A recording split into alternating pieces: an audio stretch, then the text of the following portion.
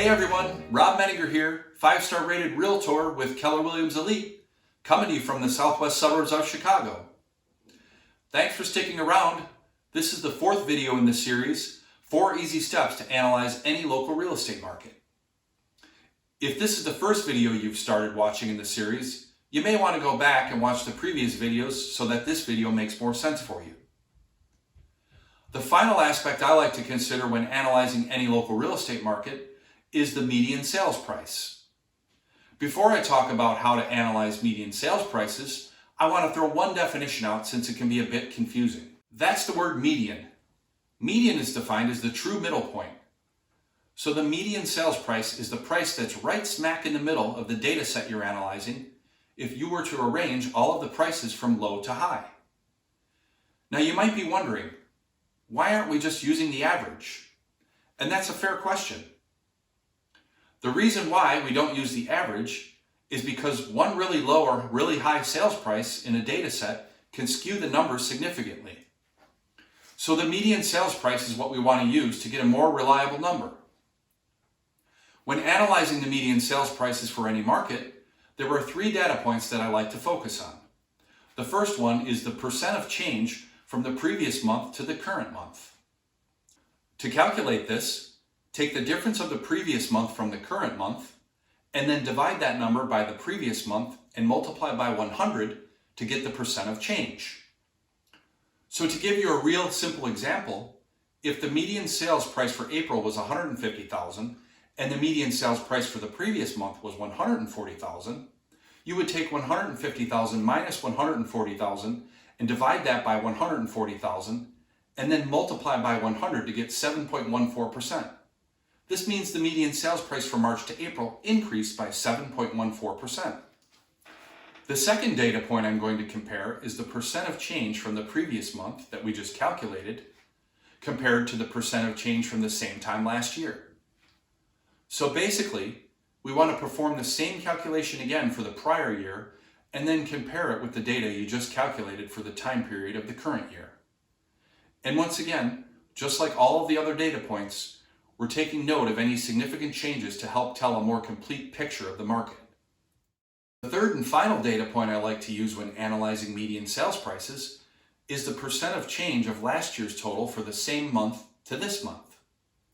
So to give you a real simple example, if the median sales price for April 2020 was $150,000 and the median sales price for April 2019 was $160,000, you would take $150,000 minus $160,000, divide that by 160,000, and then multiply by 100 to get minus 6.25%.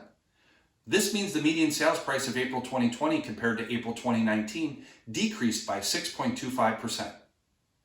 So these are the data points that I like to consider when looking for trends in analyzing the median sales price for any local real estate market. Now let's take a look at what this means from a buyer and seller's perspective. Normally, I think we can all agree that an increase in sales price over time is a good thing for sellers, and a decrease in sales prices might be a good thing if you're a buyer. If prices increase, it means sellers will have more money in their pocket after they sell, and when prices decrease, a buyer can afford to buy more property for less.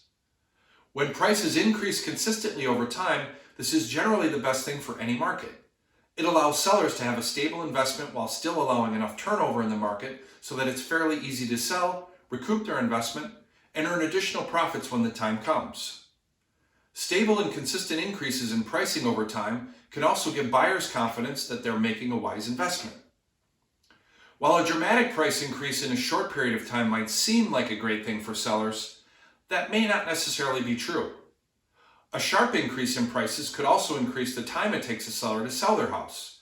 Or, worst case scenario, if buyers are completely priced out of a market, it could make it difficult for a seller to even get an offer. One example of a market that's especially sensitive to dramatic price increases in a short period of time is the first-time homebuyer market.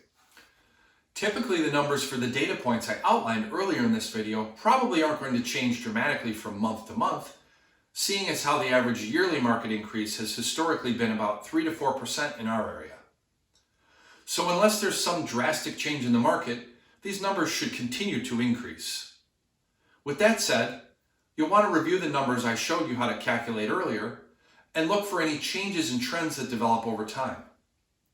For example, over the past few years, I've noticed a trend in certain high-end price ranges in our area where property taxes are having an adverse effect on sales prices. Property values are either increasing very slowly, not at all, or declining.